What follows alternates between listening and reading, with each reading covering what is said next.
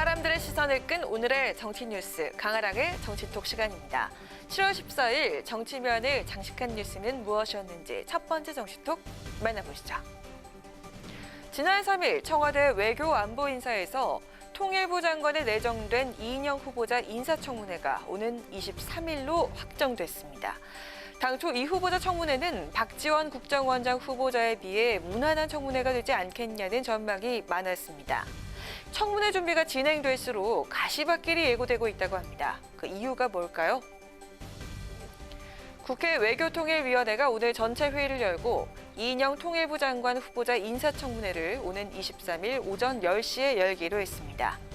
이 후보자는 4선 중진의 현역 의원이자 국회 원내대표 출신이라는 프리미엄을 갖고 있는 데다 미래통합당이 이 후보자보다는 박지원 국정원장 후보자에 대한 검증에 집중하는 모습을 보이면서 무난한 통과가 예상됐었습니다. 하지만 최근 통합당 외통위원회 중심으로 이 후보자에 대한 현미경 검증이 예고되면서 이 후보 측이 긴장하고 있다는 소식입니다. 야당은 이 후보자 아들의 병역 면제권과 유학자금 출처 등에 대한 강도 높은 검증을 예고하고 나섰습니다. 최근에는 이와 관련해서 통합당 외통위원인 김기현 의원과 통일부가 청문자료 제출 여부를 놓고 신경전이 오가기도 했습니다. 아울러 야권은 86 운동권 대표주자인 이 후보자의 대북관 검증도 정조준할 것으로 예상되고 있는데요. 여당에서는 이러한 야당의 움직임을 정치 공세로 규정하고 이 후보자의 능력과 자질을 검증하는 데 집중한다는 입장입니다. 오늘 북한의 선전 매체인 우리민족끼리가 이인영 통일부 장관 후보자 등 남측의 새 외교 안보 라인에 대해서 기대가 크다고 밝혀서 눈길을 끌기도 했습니다. 청문회에서 야당의 송곳 검증을 뚫고 이 후보자가 현역 불패 신화를 이어갈 수 있을까요? 이어서 오늘의 두 번째 정치톡입니다. 미래통합당 김종인 비대위원장이 오늘 중견 언론인 모임인 관훈클럽 초청 토론회에 참석을 해서 여러 가지 현안과 이슈에 대한 자신의 생각을 밝혔다는 소식 앞서 리포트에서도 전해드렸습니다. 본격적인 기자들의 질문에 앞서서 김 위원장이 모두 발언을 통해서 국민께 두 가지 사과할 일이 있다고 언급해서 눈길을 끌었습니다. 어떤 내용이었을까요? 저는 늘 두 가지 지점에서 국민 여러분께 사과할 일이 있다고 생각을 합니다. 박근혜 정부 탄생을 도운 일, 문재인 정부 탄생의 길을 열어준 일입니다. 오늘 오전 관훈클럽 토론회에 나선 김종인 비대위원장은 인사를 한 직후 곧바로 국민께 사과할 일이 두 가지가 있다면서 모두 발언 포문을 열었습니다. 그 두 가지란 다름 아닌 박근혜 정부와 문재인 정부 탄생을 도왔다는 내용이었는데요.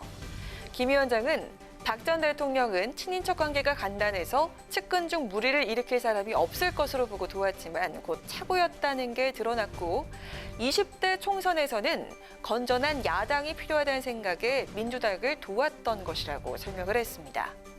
이어 지난 4월 총선에서 미래통합당을 도왔던 이유는 문재인 정부의 폭정을 더 이상 지켜볼 수 없었기 때문이었다고 언급을 했는데요. 이후 기자들이 몸담았던 정당을 비판하고 떠나는 행보가 반복되는 문제를 지적하자 김 위원장은 내 개인적인 이득을 목적으로 간 적은 없다면서 막상 집권하고 나면 태도가 바뀌는 식으로 전현직 대통령 등이 정직하지 않았기 때문이라고 반박했습니다. 김종인 비대위원장이 미래통합당 키를 잡은 지 이제 한 달 반 정도 됐죠. 김 위원장은 오늘 이번에는 껍데기만 바꾸지 않을 것이라며 뼈대까지 바꿔서 100년 수권 정당의 초석을 다지겠다 이렇게 다짐했습니다. 그렇게 되면 앞으로 더 이상 국민께 사과할 일은 없겠죠? 마지막으로 세 번째 오늘의 정치톡입니다. 이번 주 운명의 날을 맡게 되는 인물이죠. 공직선거법 위반 혐의로 항소심에서 당선 무효형을 선고받은 이재명 경기도지사에 대해서 오늘 16일 대법원의 선고가 내려지게 됩니다. 정치 인생을 가를 최종 선고를 앞두고 이 지사가 광역단체장 직무수행평가에서 2년 만에 꼴찌에서 1위에 올라 눈길을 끌었습니다. 여론조사 기관인 리얼미터가 취임 2주년을 맞은 전국 15개 시도지사 직무수행평가를 조사해서 오늘 결과를 발표했습니다. 이에 따르면 이재명 경기도지사가 71.2%의 지지율로 1위에 올랐는데요. 이 지사는 취임 첫 달인 지난 2018년 7월 조사에서 29.2%를 기록하면서 최하위인 17위로 시작을 했지만 이후 꾸준한 상승세를 보이다 이번 조사에서 자신의 최고치를 경신하고 유일하게 70%대 이상의 지지율을 기록했습니다.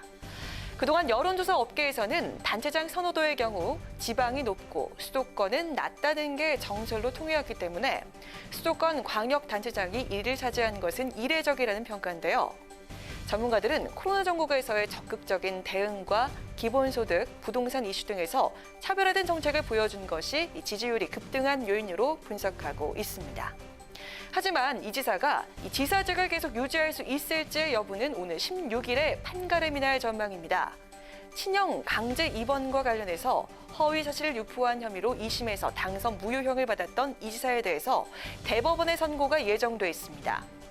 대법원이 2심 판단을 그대로 받아들이면 이 지사는 즉시 지사직을 잃게 되고 이 사건을 파기환송하게 되면 지사직을 유지하게 됩니다.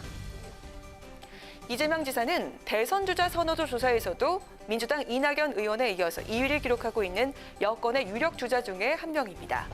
이번에 단체장 선호도 조사에서도 높은 지지를 기록한 이 지사의 정치 운명이 어떻게 결론 내리게 될지 이틀 후 대법원의 선고를 지켜봐야겠습니다.